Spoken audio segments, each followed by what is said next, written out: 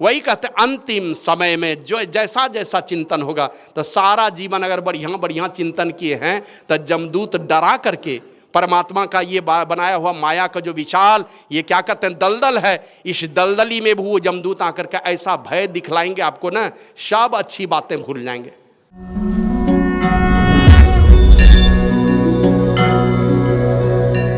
भगवान वाल्मीकि कहते हैं भगवान श्री राम को, ए राम जी, जिनकी आंखें हों चातक पक्षी के समान। और चातक पक्षी की आंखें क्या होती है, बस टकटकी लगा करके बस निहारती रहती है, कब वो स्वाति नक्षत्र आए, कब वर्षा मन बादल को देखती रहती है, चंद्रमा को निहारेगी, बादल को देखेगी, टकटकी लगाकर देखती रहती है। इस बीच में जान जाने की भी नौबत आए, मरने की भी नौबत आए, कोई पकड़ करके चातक पक्षी को ले जाके समुद्र में भी डुबा देगा, किसी तालाब में या पोखर में नदी में कहीं ले जाकर के डुबा देगा, वो चोंच बंद कर लेगा, वो खोलेगा ही नहीं चोंच। माना समुद्र के पानी का, नदी के पानी का, पोखर के पानी का और भी किसी प्रकार का पानी है, सब पानी का निरादर, माने बड़े बड़े जलाशयों का निरादर करती है एकमात्र स्वाति नक्षत्र बूंद पान करने के लिए। जब वो वर्षा होगी स्वाति नक्षत्र में, देखती रहेगी टकटकी लगा करके। और जब स्वाति नक्षत्र में कितने बार आते हैं साल में स्वाति नक्षत्र? साल में ही एक बार, और उसी एक बार में ही 15 दिनों में वो देखते रहेंगे, देखती रहेगी वो चातक पक्षी टकटकी लगा करके।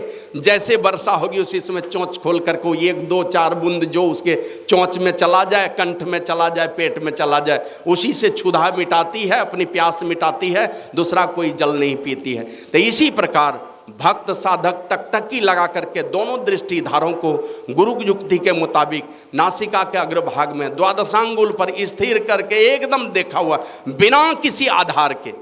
अरे मानस जप में तो मंत्र है आधार, मानस जप में मंत्र आधार है, मन जपता है मंत्र, दृष्टि धुंधले अंधकार में रहती है। मन को एक काम मिला हुआ है, जप है, मंत्र है उसका आधार, वहां तो कुछ भी आधार है। मानस ध्यान में मन और दृष्टि दोनों को एक सहारा मिला रहता है, वो है गुरु महाराज का रूप। मानस रूप को हम लोग देखते रहते हैं, मन और दृष्टि दोनों को स्थिर करके। लेकिन एक बिंदुता के साधन में बिना कोई आधार के दृष्टि हमारी स्थिर है, और टकटकी लगाकर देखते देखते देखते जैसे ही दोनों दृष्टि स्थिर होगी, बस उसी रूप को देखने के लिए, उसी बिंदु रूप को देखने के लिए, जैसे एक बूंद जलपान करने के लिए बड़े बड़े सागर और जलाशयों का निरादर करती है चातक पक्षी, उसी प्रकार परमात्मा का बहुत बड़ा बड़ा भी रूप, माने 2 भुजा वाला, 4 भुजा वाला, 8 भुजा वाला, अनंत भुजा वाला कोई भी रूप साधक के सामने आता है, उस रूप को देखता नहीं है, परमात्मा के उस बिंदु रूप छवि को ही टकटकी लगा करके देखता रहता है।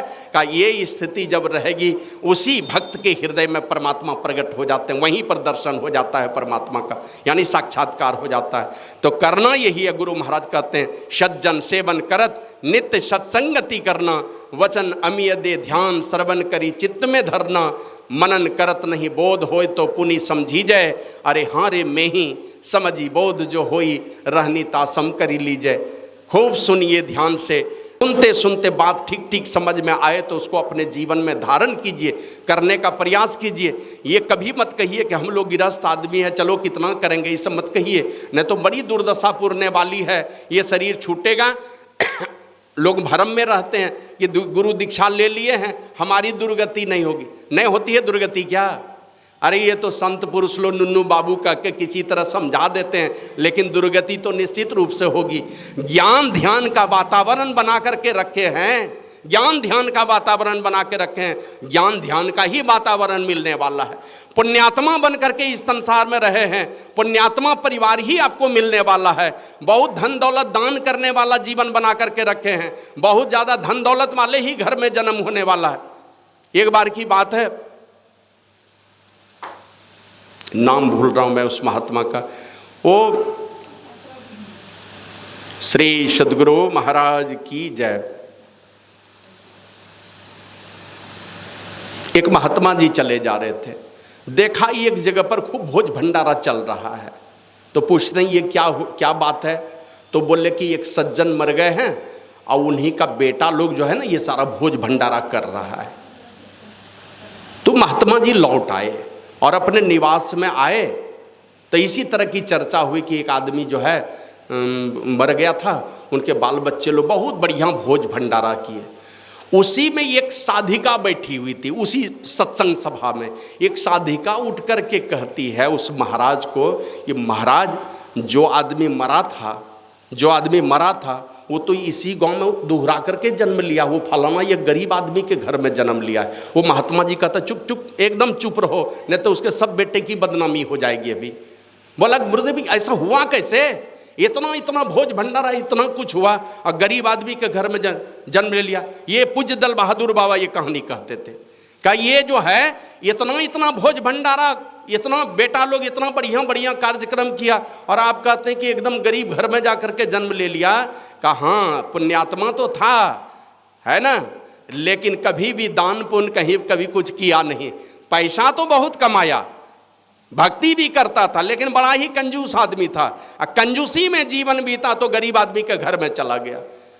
गुरु महाराज से पूछा किसी ने, दरोगा राय के विषय में, जो हमारे पूर्व मुख्यमंत्री रहे, उनसे पूछा कि हुजूर उनका शरीर पूरा हो गया, उनकी क्या गति हुई? तो गुरु महाराज कहते हैं उनको शरीर तो मिला मनुष्य का, लेकिन एकदम गरीब घराने में जाकर के जन्म हो गया उनका। तो जिस प्रकार की परिस्थिति बना करके रहेंगे वही परिस्थिति मिलने वाली है। अभी सुन रहे थे योग सिखोपनिषद का पाठ, और ये जवाब कौन दे रहे हैं? देवाधिदेव महादेव भगवान भोलेनाथ जवाब दे रहे हैं। और किनको दे रहे हैं जवाब? जिनके आदेश पर ब्रह्मा जी सृष्टि किए, शंकर भगवान के आदेश पर ब्रह्मा जी सृष्टि किए, और सृष्टि करने के बाद परेशानी में पड़ गए, इसलिए ये सारे जीव दुखी हैं। और उन सारे जीवों में सबसे ज़्यादा दुखी है ये मनुष्य दुखी है। आप देखिए किसी चिड़िया को बैठ करके रोते हुए आपने नहीं देखा होगा कि चलो खाने नहीं मिल रहा है तो रो रहे हैं, कभी रोते हुए आपने नहीं देखा होगा। लेकिन सबसे ज़्यादा चिंतित है मनुष्य, त्रैतापों में दग्ध है। ब्रह्मा जी जाकर के पूछते हैं जीव दुखी है, उपाय बता दीजिए भोलेनाथ, आपके आदेश से हमने सृष्टि कर दी लेकिन सारा जीव दुखी है। और माया का ऐसा पसार है, सारे के सारे विषयों के दलदल में डूबे हुए हैं, और इन विषयों के दलदल में डूबे रहने के कारण ये सारे जीव दुखी हैं, तो इनके मुक्ति का उपाय बता दो। तो भगवान भोलेनाथ कहते हैं बहुत लोगों को ऐसा भ्रम रहता है, संदेह रहता है और भरोसा भी रहता है कि बाल बच्चे श्राद्ध कर देंगे तो मुक्ति हो जाएगी। ऐसा है भरोसा बहुत लोगों को, करते करवाते भी हैं कि हमारा बाल बच्चा श्राद्ध करेगा, नहीं करेगा तो वार्षिक श्राद्ध करेगा, उस पर भी नहीं होगा तो गया जी में जाके पिंड देगा, और यहाँ भी नहीं होगा तो जहाँ जहाँ पिंड देता है सब जगह पिंड दे देगा तो मुक्ति हो जाएगी। और यहाँ भगवान भोलेनाथ कहते हैं पिंड पातेन या मुक्ति शा मुक्तिर न तो मन्यते। पिंडदान से जो मुक्ति होती है ऐसी अगर भावना बना करके रखे हैं, कहते हैं ये मुक्ति नहीं है। फिर मुक्ति क्या है? कहते हैं देहे ब्रह्मत्वम मायाते जलानाम संदभम यथा अनन्यताम यदा याति तदा मुक्ता स उच्यते। जीव जब ब्रह्मत्व को प्राप्त कर लेता है, जीवता समाप्त हो जाए, ब्रह्मत्व आ जाए, उस दशा में जिस दिन पहुंचेंगे उसी दिन मुक्ति होने वाली है। और इस बीच में क्या क्या दुर्दशा होगी? शरीर छूटा। सूरदास जी महाराज तो कहते हैं, दुर्दशा की थोड़ी चर्चा मैं करता हूँ, वो सूरदास जी महाराज कहते हैं जा दिन मन पंछी उड़ जाइए ता दिन तेरे तन तरवर के शवय पात झड़ जाइए। इस तन रूपी तरवर के सारे पत्ते झड़ जाएंगे। इस तन रूपी तरवर में कौन कौन पत्ते हैं? ये सारे रिश्ते नाते कर कुटुंब परिजन जो भी हैं। और यहाँ गुरु महाराज तो लिखते हैं परिजन धन सारा सुतवित दारा नहीं आवे को काम निज तन छुटी जावे काम ना आवे यह जग दुख को धाम। अंतिम ये तन भी छूटने वाला है और इसके पहले परिजन छूटेंगे, सारे धन दौलत छूटेंगे, सुत वित दारा छूट जाएंगे। सुत मना बेटा बेटी, वित मना धन दौलत, और दारा मना पत्नी और पत्नी के लिए पति। अंतिम में ये शरीर भी छूट जाने वाला है। सूरदास जी महाराज कहते हैं सारे इस तरवर के सारे पत्ते झड़ेंगे, मन पत्नी पति बेटे बेटियां कर कुटुंब रिश्ते नाते घर परिवार गाड़ी घोड़ा जगह जमीन बैंक बैलेंस सारे छूट जाने वाले हैं। और सब तो बात छोड़ दीजिए, जिंदे में छूट जाता है, जिंदे में छूट जाएगा। यही मनिहारी की घटना है। एक आदमी को कुष्ठ हो गया, अब तीन बेटे थे। वो बोले चलिए आपको ले चलते हैं, वहाँ गुरु महाराज का दर्शन करवा देंगे, मनिहारी में गंगा स्नान करवा देंगे। ले गए गंगा स्नान कराने, और ले जा करके हाथ पैर बांध के गंगा जी में ही छोड़ दिया। तीनों बेटे ने छोड़ दिया गंगा जी में। गुरु महाराज टहलते हुए कैसे उधर पहुंच गए। पहुंचे तो देखा कि कुछ चिड़िया, कुछ बाज, चील ये सब झपट्टा मार रहा है। तो गुरु महाराज निकट गए तो देखा आदमी जिंदा ही है, किनारे में ऊपर नीचे हो रहा है।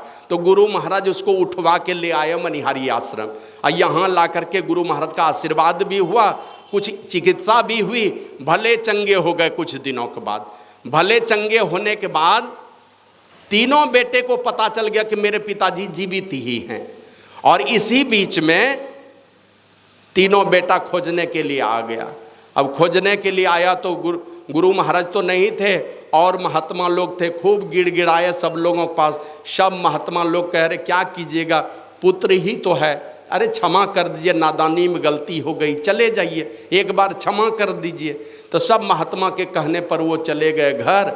और घर जाने के बाद तब तीनों बेटा बहू से पूछता है कि जब तुमने जिंदे में ले जाके गंगा जी में मुर्दा समझ के मुझे फेंक दिया, तो फिर तुम लाए हो यहाँ किस लिए, मुझे क्यों लाया घर पर। तो वही कहा कि पिताजी आपके नाम से स्वतंत्रता सेनानी सम्मान पेंशन स्वीकृत हुआ है, आपको नहीं लाएंगे तो निकासी कैसे होगी, उसके लिए उठा के लाया। फ्रीडम फाइटर का पेंशन सेंक्शन हुआ, इसीलिए उठा करके लाया। यहाँ तो देखिएगा आप ही की कमाई है। अभी बहुत लोग देखिएगा फेसबुक पर ये सारी चर्चा ये सब दे रहे हैं लोग, पता नहीं कहाँ से ये सब बात उठती है मन में। पढ़े लिखे लोग भी कहते हैं क्या श्राद्ध भोज होना चाहिए, क्या श्राद्ध भोज होना चाहिए। अरे श्राद्ध भोज कौन कहता है 1 करोड़ खर्चा करने के लिए। पढ़ लीजिए शास्त्र को, उसमें तो लिखा है 11 पवित्र ब्राह्मणों को भोजन करा दीजिए। अब ब्राह्मण आप जिनको मान लीजिए, उसमें साधु को सम्मिलित कीजिए तो वो भी ब्राह्मण का ही पुत्र है, क्योंकि ब्रह्म प्राप्ति के रास्ते का पथिक है वो, वे भी है पवित्र रास्ते पर चलने वाले। 11 ब्राह्मणों को खिलाइए, साधु को खिलाइए। ज़्यादा खिलाना है तो आपकी अपनी सामर्थ्य, आपकी अपनी औकात है, नहीं खिलाना है तो कोई दबाव नहीं है। और उसमें भी है हमारे यहाँ, उसको मिटाने के चक्कर में है। अरे उन्हीं का कमाया हो तो सारा चीज़ खर्चा करता है लोग, ऐसा थोड़े ही कि बेटा कमा कमा करके लाता, उन्हीं का कमाया हुआ। और गरीब है तो कौन आपके ऊपर बंधन डालने जा रहा है, कम ही कर लीजिए, छोटा मोटा ही कीजिए, बड़ा कौन करने के लिए कहता है। और उसमें नियम भी, अगर कोई गरीब आदमी है उनके यहाँ से श्राद्ध का निमंत्रण मिला है आपको, तो आप जाइए उनके यहाँ, और जो चीज़ खाइएगा उससे अधिक आप लेकर के जाइए। इसीलिए लोग अपने घर से चावल दाल ये वो सब लेकर के उनके घर पर जाते थे, उनका कर्जा लेकर के नहीं आना। माने हम अपना प्रेम उसके घर पर जाकर के जोड़ दें। नहीं तो जिस घर का बेटा मर गया है, जिस घर का से पिता का साया उठ गया है, उस घर को ऐसे ही अबोध हालत में छोड़ देंगे तो घुट घुट करके मर जाएगा वो। एक सामान्य वातावरण बनाने के लिए सारे भक्त लोग अपना प्रेम जोड़ने के लिए आते हैं, ताकि उनको लगना चाहिए कि ये हमारा हितैषी लोग है, हमारे प्रति ये सहानुभूति रखता है। इस भावना से लोगों को उनके यहाँ जाना चाहिए। तो जाने के पहले, जाएंगे वो तो बाद में, यहाँ तो पहले ही ये सारी परिस्थिति आपके जीवन में आने वाली है। आप ही के अकाउंट में धरा पैसा है, एटीएम कार्ड है आपके पास में, जा पाएंगे निकालने के लिए। अब देखते हैं 3 मंजिला मकान बनाए, यहाँ 1 मंजिला से दूसरे मंजिले पर जाने की तो बात छोड़ दीजिए, एक कमरे से दूसरे कमरे में नहीं जा सकते हैं। वो अवस्था भी हमारे आपके जीवन में आती है। तो सूरदास जी महाराज कहते हैं तादिन तेरे तन तरवर के सबे पात झड़ी जई हैं, या देही का गर्व न करिए, श्यार का गिद्ध खाइए। ये तो तब होगी जब अनजाने में मर जाएंगे। श्यार का गिद्ध खाएगा तब जब अनजाने में कहीं मर गए।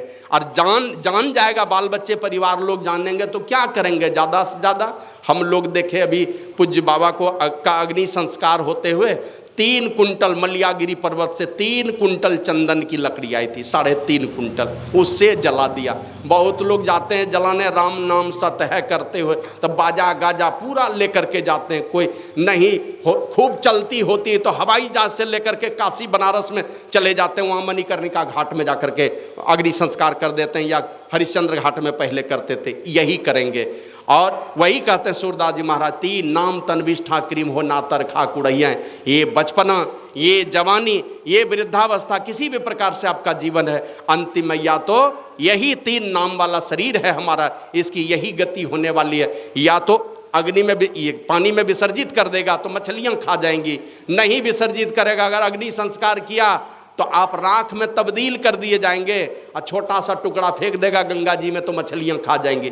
और ये छोटी सी हड्डी ले जा करके क्या करेगा, ज़्यादा से ज़्यादा हरिद्वार में प्रवाहित कर देगा आपके अस्थि भस्म को, नहीं तो काशी बनारस में जाके कर देगा, और नहीं तो वहाँ गोमुख में ही चला जाएगा सीधे, जहाँ से माँ गंगा आई है उतर करके वहाँ ले जा करके कर देगा। और अगर मिट्टी में दफन कर दिया तो कीड़े मकोड़े खा जाएंगे। यही तो स्थिति होनी है। तो इसलिए सूरदास जी महाराज कहते हैं, कहाँ वह नयन, कहाँ वह शोभा, कहाँ रंग रूप दिखाइए, और जिन लोगन सो नेह करत हो सो तो ही देखी गनई।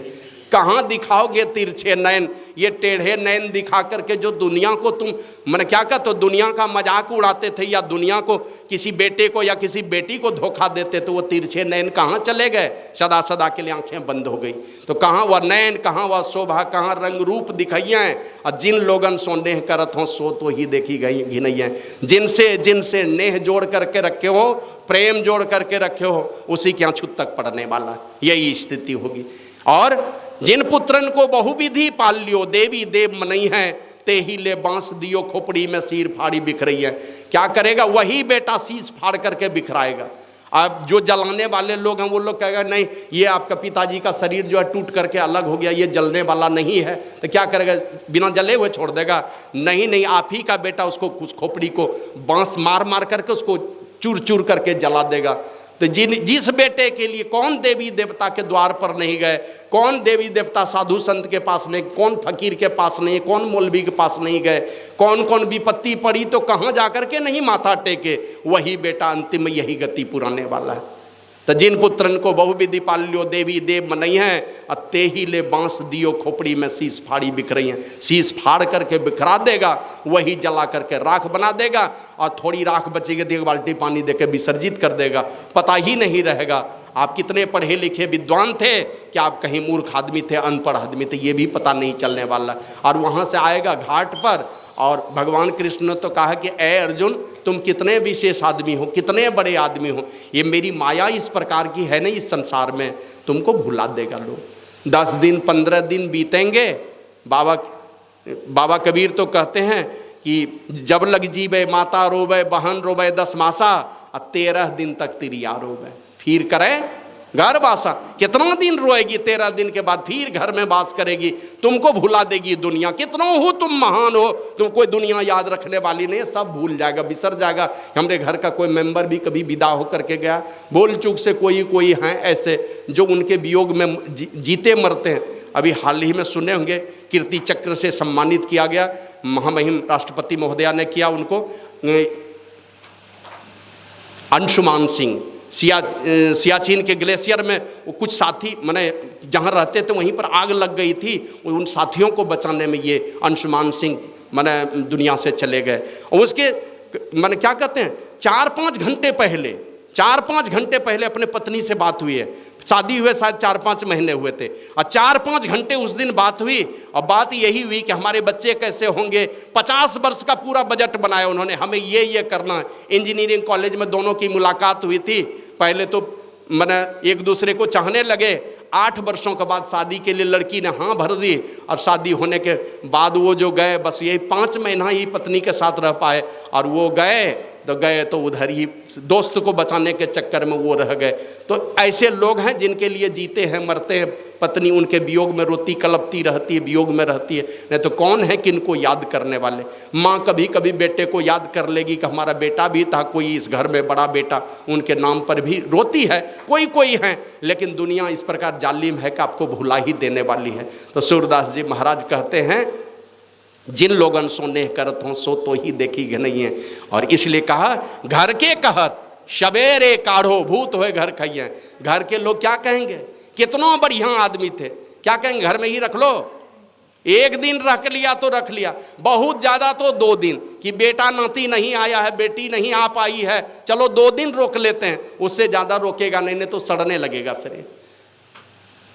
तो घर के कहत सवेरे काढ़ो भूत होए घर खाइए, का जल्दी से निकालो नहीं तो भूत बन करके इसी घर में डेरा डाल देगा और हमारे बाल बच्चे को ही खाने लगेगा। तो आज हूँ मूढ़ करो सत्संगत संतन में कछुपैया। अरे मूढ़ लोगो, रोज देख रहे हो यही परिस्थिति है। आ घाट पर देखते हैं इतने क्या कहते हैं, मने दानवी प्रवृत्ति कहाँ से आती है? इस प्रकार का जाएगा वहाँ घाट पर, ऐसा ऐसा फरमाइश करेगा खाने के लिए, पता नहीं कौन सा भोज खाने के लिए वहाँ पर गया है। एकदम हलवाई लोगों को भी देखे ना, एकदम कच्चे पक्के मोटी मोटी जलेबी बना करके दे देगा और दे रहा है। एक आदमी को हमने देखा थर थर थर थर काँप रहा है। जाड़े का दिन था, मैं गया था अपनी माँ के अग्नि संस्कार में, थर थर काँप रहा है, मतलब दांत इस तरह से खटखट खटखट आवाज आ रही थी, पूरा शरीर हिल रहा है। अब मुझे लगता है 20-30 जलेबी खा लिया उसने। मैंने भूल गया कि हमारी भी बारी आने वाली है। वो वहीं से शुरू हो गया, वहीं भुला दिया। और हमारे गांव में तो एक आदमी है ना, वो जब राम नाम सतह करते हुए जाता है, उसमें देखिए चचरी बना करके जो उसमें कोई फल वगैरह टांग देता, जलेबी टांग देता, वे रास्ता भर वो सब नोच नोच करके खाते हुए चलता है। माना किसी को भी अग्नि संस्कार करेगा तो उस आदमी को जरूर बुला लेगा, वो आगे बढ़ चढ़ करके अग्नि संस्कार में मदद भी करता है। लेकिन हमने देखा पूरा रास्ता वही सब मिठाई फल जलेबी जो टांगा हुआ रहता है वो सब खाते हुए जाएगा। सूरदास जी महाराज कहते हैं, अजहू मूढ़ करो सत्संगत संतन में कछु पहिए। अरे मूर्ख, अभी भी साधु संतों की संगति में चलो, वहीं चल करके कुछ मिलने वाला है, और वही चीज मिलने वाला है जो जमफांस से तुमको बचाएगा, वो जमलोक में जाने से तुमको बचाएगा। तो वही सूरदास जी महाराज कहते हैं, नर बपु धर जो जन नहीं गुरु के, जम के मार्ग जई हैं। मनुष्य का शरीर धर करके अगर गुरु के मार्ग में नहीं गया, संतों के मार्ग में नहीं गया, अर्थात उनके बताए रास्ते पर नहीं चला, तो जम के मार्ग जई हैं। एक दूसरा रास्ता बना हुआ है कि अब जम के मार्ग में ही जाएंगे। इसलिए सूरदास भगवंत भजन बिनु वृथा सो जन्म गमइए। व्यर्थ ही ये जीवन परमात्मा की भक्ति के बिना रह जाएगा। गुरु की युक्ति को नहीं माना, गुरु के आदेश को नहीं माना, गुरु के युक्ति को अपने जीवन में नहीं उतारा, तो आप जम के मार्ग में ही जाने वाले हैं। ये स्थिति आएगी। वही ब्रह्मा जी को ये सारी परेशानी देख करके, दैहिक दैविक भौतिक तापों में जलता हुआ लोगों को देख करके ब्रह्मा जी गए शंकर भगवान के पास, और शंकर भगवान को कहते हैं कि भगवान आपके आदेश पर हमने सृष्टि कर दी, लेकिन सारे जीव दुखी हैं, उनके मुक्ति का उपाय बताएं। तो शंकर भगवान एकदम स्पष्ट कर दिए, अगर इस प्रकार का भ्रम कोई पाल रखें कि पिंडदान से मुक्ति हो जाएगी, कर्मकांड से श्राद्ध कराने से मुक्ति हो जाएगी, तो उन देवता से जाकर के पूछिए कि ये कर्मकांड कभी मुक्ति दिला सकता है क्या? ये कर्मकांड की अंतिम गति मुक्ति है? नहीं, है मुक्ति वो प्रेत जोनी में पहुंचाने के लिए है, पितरलोक में पहुंचाने के लिए है। जहां हमारे पूर्वज गए हैं वहीं आपको भी भेजने वाले हैं। तो मुक्ति कहां से होगी? का जब जीव ब्रह्मत्व को प्राप्त कर ले। बाबा साहिब स्वामी जी महाराज कहते हैं, जीव पर 3 पर्दा है छाया, उसको साधन से जो न हटाया, उसने पाया जो धन, देव दुर्लभ ये तन है गवाना। और जिसने अंतर के तम को हटाया, ज्योति टप सार धुन में समाया, उसका जीवन सफल, पाया नर्तन का फल मोक्ष पाना। ये जो इन तीनों पर्दों को हटाएगा और ब्रह्मत्व की दशा में चला जाएगा, वही मुक्ति की दशा में गया। और जब तक ब्रह्मत्व की दशा नहीं आएगी तब तक मुक्ति नहीं है। जिस प्रकार नमक समुद्र में घुलकर एकम एक हो जाता है, उसी प्रकार जीव परमात्मा में मिलकर एकम एक हो जाए, इसके बीच में कोई पर्दा नहीं है। हमारे गुरु महाराज तो कहते हैं, घट तम प्रकाश व शब्द पटत्रय, ये 3 पर्दे हैं। कौन कौन? तम प्रकाश व शब्द पटत्रय, ये तीनों पर्दे हैं। पर्दे जीव पर हैं छा रहे, कर दृष्टि अरुध्वनि योग साधन ये हटाना चाहिए। इनके हटे माया हटेगी, प्रभु से होगी एकता, फिर द्वैतता नहीं कुछ रहेगी, असमनन दृढ़ चाहिए। बीच में द्वैत भाव समाप्त हो जाएगा। हम प्रभु प्रभु हम ये कही होई, द्वंद्व द्वैत रहे नहीं कोई। ये स्थिति जब तक नहीं आएगी तब तक मुक्ति नहीं होगी। तो ये काम करने के लिए शंकर भगवान कहते हैं, दोनों का ये अवस्था पाने के लिए ये दोनों काम करना पड़ेगा। कि हम अगर योग की युक्ति जानते हैं, योग की युक्ति जान रहे हैं और कर नहीं रहे, अभ्यास नहीं है। गुरु महाराज लिखते हैं, योग हृदय में वासना, तन वास है तो क्या है, तन में ही वास कर रहे हैं। लेकिन जिस हृदय में जाकर के परमात्मा से मिलन होने का द्वार खुलेगा, वहां कभी बैठने की कोशिश नहीं किए। जानते तो हैं लेकिन वहां कभी बैठे नहीं, खाली मानस जप मानस ध्यान में उलझे रह गए। और ज़्यादा दृष्टि साधन करने की बात आई, बस आंख मूंद करके बैठे। क्या कर रहे हैं? कुछ भी नहीं कर रहे हैं, आंख मूंद करके बैठे हैं। अब सोए हैं कि क्या कर रहे हैं पता नहीं। अगर ठीक ठीक सचेत होकर के दोनों दृष्टिधारों को गुरु युक्ति के मुताबिक ठीक सामने के अंतराकाश में टकटकी लगाकर देखने की कला अगर नहीं जानते हैं, और जानते भी और देखने का अभ्यास नहीं करते हैं, कुछ भी नज़ारा अंदर में नहीं आ रहा है, कुछ भी देखने को नहीं मिल रहा, बस बैठते हैं खाली। इससे काम बनने वाला नहीं है। नहीं बन रहा है काम तो किसी अच्छे साधु संत से जाकर के बैठ करके फिर से सुनना है, तो ये काम करना पड़ेगा। तो वही गुरु महाराज शंकर भगवान कहते हैं, योग की युक्ति से आप अगर जानते हैं तो मिलने का प्रयास हो, लेकिन मिलने का प्रयास हो, आप प्रयास तो कर रहे हैं, अब ज्ञान नहीं है परमात्मा के वास्तविक स्वरूप के विषय में, और किस प्रकार से मिला जाएगा ये भी ज्ञान नहीं है। माने हमारे जीवन में दोनों ही परमात्मा का वास्तविक स्वरूप चाहिए, उसका पता होना चाहिए, और परमात्मा का वास्तविक स्वरूप अगर जानते हैं तो उस परमात्मा को प्राप्त कौन करेगा, कौन उसको पाएगा। हमारे गुरु महाराज तो लिखते हैं, बुद्धि परे चिंतन से न्यारा, अगम अनाम कहाई। वो अगम पद है, वो अनाम पद है, वो परमात्मा का पद है, लेकिन वो कहते हैं बुद्धि परे और चिंतन से न्यारा। मन से चिंतन नहीं कर सकते, अब बुद्धि से न्यारे हैं, दोनों काम नहीं करेगा। केनोपनिषद में आए, यन मनसा न मनुते ये नाहुर मनोमतम तदेव ब्रह्मत्वम विधि नेदम यदिदम उपासते। कहा कि जो मन से मनन नहीं किया जाता, परमात्मा मन से मनन नहीं किया जा सकता है, बुद्धि से भी निर्णय नहीं लिया जा सकता। और भगवान श्री राम तो रामचरितमानस में लक्ष्मण जी को समझाए, गो गोचर जहां लगी मन जाई सो सब माया जाने हो भाई। हे भाई लक्ष्मण, मन सहित ये 14 इंद्रियां जहां तक देखे सुने सोचे विचारे सब माया है। तो कब पता चलेगा उस परमात्मा के विषय में? उपनिषद में आया, विद्यते हृदय ग्रंथि छिद्यन्ते सर्व संशया। हृदय की गिरह गांठ खुल जाए, सारे संशय छिन्न हो जाए। अच्छियंते चास्य कर्माणि, कर्म बंधन का नाश हो जाए, तस्मिन दृष्टि परावरे। उस परमात्मा के दर्शन से ये स्थिति आएगी, और ये स्थिति पैदा करने का रोज दिन अगर आप प्रयास कर रहे हैं तो परमात्मा का दर्शन आपको हो पाएगा। माना परमात्मा के दर्शन के लिए धीरे धीरे एक एक कदम बढ़ता जाए, जड़ चेतन की ग्रंथि ढीली पड़ती जाए, कर्म बंधन धीरे धीरे नाश होते जाएं, और ये सारे दोनों काम एक ही साथ चलेगा। और एक दिन ऐसा आएगा कि सारे कर्म बंधन का नाश होगा, परमात्मा का दर्शन होगा, या परमात्मा का दर्शन होगा तो सारे संशयों का नाश होगा और कर्म बंधन का नाश हो जाएगा, हृदय की गिरह गांठ खुल जाएगी। ये अवस्था आएगी तो परमात्मा का साक्षात्कार होगा, दर्शन होगा। और ये परमात्मा का साक्षात्कार करके रामचरितमानस में है, सरिता जल जल निधि मह जाई, अचल होई जिमी जीव हरि पाई। जिस प्रकार नदी का जल सागर में मिल करके सागर ही हो जाती है, सागर ही हो जाता है, उसी प्रकार ये जीवात्मा भी उस परमात्मा को जानकर परमात्मा ही हो जाता है। तो शंकर भगवान कहते ये अवस्था जिस दिन आएगी तब वो मुक्ति की दशा है। और ऐसा करने का प्रयास अगर कोई कर रहा है तब तो ठीक है। अब प्रयास करने के क्रम में कहते हैं, देहावसान समय चित्ते यद्यद्वि भावेत। नहीं आई मुक्ति की दशा, बीच में ही शरीर छूट गई, तो हमारी कैसी गति होगी? वो भी शंकर भगवान ब्रह्मा जी के माध्यम से सारी दुनिया को समझाते हुए कह रहे हैं कि देहावसान समय चित्ते यद्यद्वि भावेत। दे अवसान के समय चित्त में जो जो भावनाएं जीव करता है, क्योंकि चित्त चलता है मन के, चित्त चलता है जीवात्मा के साथ में, चित्त चलेगा उनके साथ में, जीवात्मा के साथ में। सूक्ष्म शरीर और चित्त के साथ में ये जीवात्मा चलती है। तो चित्त में जो जो भावनाएं जीव करता है, मरने के समय में वही वह होता है। तो आप सोच लीजिए कौन सा चिंतन होने वाला है अंतिम समय में। एकाएक अगर शरीर छूटने की बारी आएगी, कौन सा चिंतन हमारे आपके अंदर में होने वाला है? बस वही जो आज से 20 साल पहले जो चिंतन चल रहा था वही सारा चिंतन चल रहा है। अभी थोड़ा भी कुछ भी वैराग्य नहीं जगा, अंदर में अनासक्ति का कोई भाव ही नहीं आया। जितनी आसक्ति आज से 30 साल पहले थी उससे ज़्यादा आसक्ति और आ गई।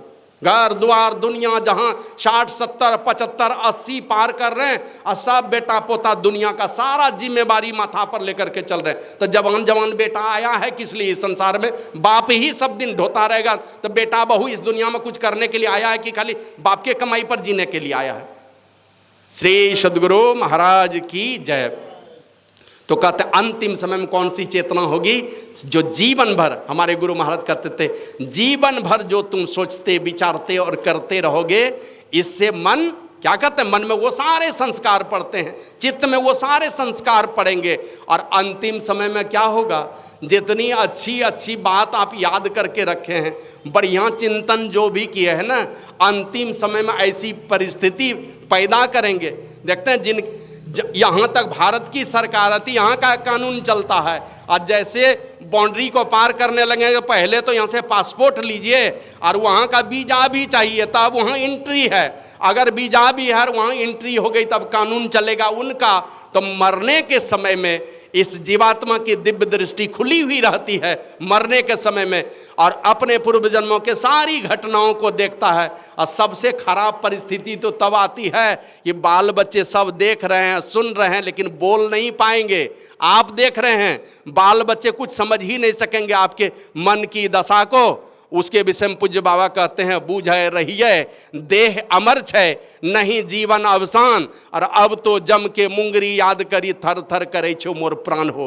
अंतिम समय में जम दिखलाता है मुंगरी और कहता जल्दी खाली कर इस घर में, तू इतना दिन तक पड़ा रह करके तुमने क्या किया, जल्दी खाली करो इस घर को। अब वहाँ चोट देने के लिए तैयार है मुंगरी लेकर के, वहाँ से उनका शासन चलेगा। और जबरदस्ती समय पूरा हुआ, समय पूरा होकर के आया ना गुरु महाराज की वाणी में, यह परदेसबा काल को भेसबा जोर आवे दुख पाही। यहाँ काल का साम्राज्य चलता है, समय आएगा एक सेकंड भी नहीं छोड़ने वाला हो, जबरदस्ती इस शरीर से निकालेगा। जिस द्वार से निकलना चाहेंगे वहीं नवो द्वार पर जम का पहरा रहेगा, जबरदस्ती पकड़ करके जम फांस में फंसाएगा, लेके चलेगा कहाँ।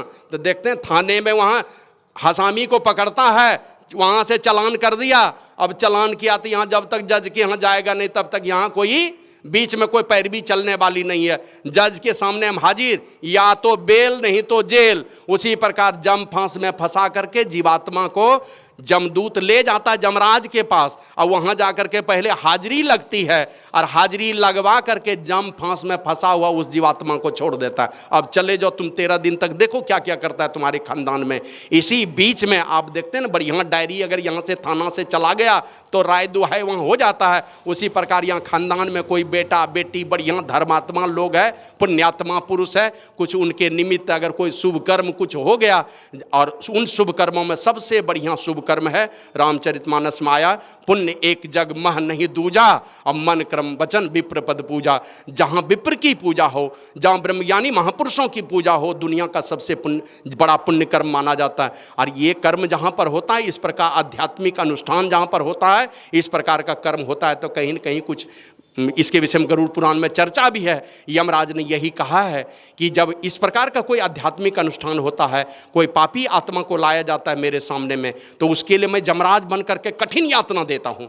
और कोई पुण्यात्मा पुरुष को लेकर के जब देवदूत आते हैं मेरे पास, तो उसके लिए मैं धर्मराज बन जाता हूँ और मैं ही उसकी आवभगति करता हूँ। और उसमें तो ये भी लिखा है कि अगर कोई पुण्यात्मा पुरुष को ले जाता है और खानदान में इस प्रकार का कोई आध्यात्मिक आयोजन जब होता है, तो उसमें लिखा सप्तऋषि को बुला करके यमराज की उपस्थिति में, खानदान में अगर एक आदमी के लिए भी कर रहे हैं, अपने बाप के नाम पर कर रहे हैं, भाई के नाम पर कर रहे हैं, माँ के नाम पर कर रहे हैं, एक आदमी के नाम पर करेंगे इस प्रकार का आध्यात्मिक अनुष्ठान, तो लिखा है कि उनके सारे पूर्वजों को एक साथ जमराज के सामने में उपस्थित किया जाता है, और सप्तऋषि के सामने में उनके सारे पूर्वजों को सम्मानित किया जाता है, आदर दिया जाता है उनको। और फिर उनके बाद जो है उनकी यातना नहीं दी जाती, यातना कम हो जाती है, या तो नहीं दी जाती उनको यातना। तो इस प्रकार की चर्चा है शास्त्रों में। तो ऐसा कोई आध्यात्मिक अनुष्ठान, वही कहते हैं अंतिम समय में जो जैसा जैसा चिंतन होगा, तो सारा जीवन अगर बढ़िया बढ़िया चिंतन किए हैं, तो जमदूत डरा करके परमात्मा का ये बनाया हुआ माया का जो विशाल ये क्या कहते हैं दलदल है, इस दलदली में भी वो जमदूत आकर के ऐसा भय दिखलाएंगे आपको ना, सब अच्छी बातें भूल जाएंगे। देखते हैं ना, तोता राम राम जपता है, लेकिन वही बिलार जब उसको झपट्टा मारता है तो राम राम सब कहाँ भूला जाता है, टें छोड़ करके कुछ भी आवाज़ नहीं आती है। तो उसी प्रकार यहाँ अंतिम समय में सब भुला देगा, बढ़िया बढ़िया बात बोलवाना चाहेगा, बढ़िया बात याद नहीं होगा। और यही कारण है कि देखते ना, वो नानक देव जी महाराज का एक शिष्य मर करके चला गया, कहाँ का शेरनी के कोख से जन्म ले लिया, 25 साल 30 साल 40 साल खूब मांस खाया है, मछली खाया है, बाद में सत्संगी बन गया, मरने के समय वही ख्याल पड़ जाएगा। और ख्याल जहाँ पड़ा तब बाल बच्चे उसी तरह के हैं, साकट माकट हैं, शराबी कबाबी हैं, बाल बच्चा भी सोचेगा अंतिम इच्छा पूरी कर दो, और कोई इच्छा पूरी नहीं किया, कभी सत्संग में, कभी तीर्थ में, कहीं और जगह पर कभी नहीं ले गया बाल बच्चा, अब मरने के समय मांस मछली मांगेगा, कहेगा अंतिम इच्छा है पूरी कर दो। अब पूरी करवा के क्या किया, जो माता पिता जाते किसी पुण्य लोक में, अपने माँ बाप को नरक में भेजवा दिया उसने। तो यही अंतिम समय में चिंतन होगा, मरने के समय में, अंतिम समय में यही ख्याल होगा। इसलिए जड़ भरत की कहानी जानते हैं आप लोग, सब जानते हैं, हिरनी से मोह हो गया, यही हुआ था ना, हजारों वर्षों से तपस्या कर रहे हैं, अंतिम में हिरनी से मोह हुआ। तो क्या हुआ, क्या किया उसने, मर करके चले गए हिरण के शरीर में। अब देख लिया कि थोड़ी सी गड़बड़ी हुई, इतने दिनों तक तपस्या हमने करी, लेकिन ये तपस्या का परिणाम अंतिम में क्या हुआ, जरा सी गड़बड़ी हुई, खाली हिरण से आसक्ति हमने दिखलाई थी, कोई चोरी कोई व्यभिचारी वाला कोई काम नहीं किया, झूठ और नशा का सेवन, मांस मछली ये सब कुछ नहीं खाया, खाली एक छोटे से प्राणी से प्रेम ही तो दिखाया था, और तो कोई गलती हुई नहीं है, दया ही तो दिखाई थी उसने। लेकिन ये दया भी उसके लिए बंधन कारक हो गया। कहा तुम दया दिखाते हो हिरण को, तो जाओ हिरण के शरीर में खूब दया दिखाते रहना, वही तुम्हारा जाति बिरादरी का आदमी बन जाएगा, मैंने भेड़ बकरी ही तुम बन जाओ। और जाना पड़ा हिरण के शरीर में। अब पिछले जन्म में वो ज्ञान था उसको कि हमारी छोटी सी गलती के कारण हम हिरण के शरीर में आए हैं, तो ये गलती दोहरा कर नहीं करेंगे। तो दूसरे बार जब जन्म हुआ है उनका, ब्राह्मण कुल में जन्म लिए, अब वो देख लिए छोटी सी गलती नहीं, इतनी बड़ी समस्या मेरे जीवन में पैदा कर दी कि ये मनुष्य का शरीर में कहाँ जाता, किस लोक में, अब मुझे हिरण के शरीर में जाना पड़ा। तो दूसरे जन्म में वो बच्चा जो है ना धीरे धीरे बढ़ने लगा, अब जहाँ बैठे तो बैठे रहे। कुछ बड़ा हुआ, पूछता था कुछ काम करोगे, हाँ करूँगा, क्या करोगे, का जो कहेंगे, कितनी मजदूरी लोगे, जो इच्छा, कोई हमारी इच्छा नहीं, खिला दिया उसी में काम करा लिया दिन भर, कोई बात नहीं। तो इसी तरह रह करके एक साधारण आदमी बन करके कहीं किसी तरह का चूक नहीं हो जाए अंतिम समय में। ये छोटी देखते हैं ना टीवी पर कोई न्यूज़ देखते हैं और उसमें नीचे में चलता ब्रेकिंग न्यूज़, वो ब्रेकिंग न्यूज़ जो है ना एकदम मन मंदिर में क्या कहते हैं मस्तिष्क में घुस जाती है। सामने बड़ा सीन देख रहे हैं टीवी के स्क्रीन पर, बड़ा सीन है, लेकिन वो जो नीचे में ब्रेकिंग न्यूज चलता है एकदम महीन अक्षर में ना, वो भी आपके दिमाग में घुसती है। तो उसी प्रकार ये दिमाग ऐसा चीज़ है ना, सारी खराब बातें ज़्यादा अपलोड हो जाती हैं और ये निकलने का नाम नहीं लेती। अंतिम समय में खाली उल्टे पुल्टे ख्याल ही आपके चित्त में आएंगे और उसी के अनुसार आपको वो परिस्थिति मिलने वाली है। बाबा कबीर कहते हैं तन छूटे जी मिलन कहत हूँ सो सब झूठी आशा, अब हूँ मिला सो तब हूँ मिलेगा नहीं तो जमपुर वासा। जो परिस्थिति इस समय बना के रखें वही परिस्थिति फिर से आपको मिलने वाली है। अगर ज्ञान ध्यान वाला वातावरण बना के रखें तो वही परिवेश आपको मिलेगा। अगर बढ़िया दान पुण्य करने वाला जीवन आपका रहा है तो दान पुण्य करने वाला फिर से सौभाग्य आपको मिलने वाला है। माने जिस प्रकार की परिस्थिति आप बनाएंगे, नियमित सत्संग करेंगे, ध्यान करेंगे और एकदम निर्लेप भाव से रहेंगे संसार में कि कोई विकार हमारे अंदर में नहीं घुस जाए। ये काम है, क्रोध है, लोभ है, ईर्ष्या है, द्वेष है, इसको पाप कहा है लोगों ने, ऋषि मुनियों ने कहा ये बहुत दुर्गति पैदा करने वाला, दुर्गति लाने वाला है, इसलिए इन सारे विकारों को पाप कहा है ऋषि मुनियों ने। इन सारे पाप विकारों से अपने आप को बचा करके अंतिम समय तक बस जिस प्रकार से एकदम सरलता के भाव में थोड़ा भी जहां अभिमान ला के गिरा देगा, तुरंत थोड़ा भी अभिमान लाने की जहां कोशिश करेंगे ना, वो अभिमान आपको ठहरने नहीं देगा, पतन की ओर लेकर के चला जाएगा। तो किसी चीज का अभिमान न रह करके यहां तक कि शरीर का भी अभिमान दिमाग से हटा दीजिए और परमात्मा के शरण में रह करके, गुरु के शरण में रह करके उनके मुताबिक साधन भजन करते हुए कहा।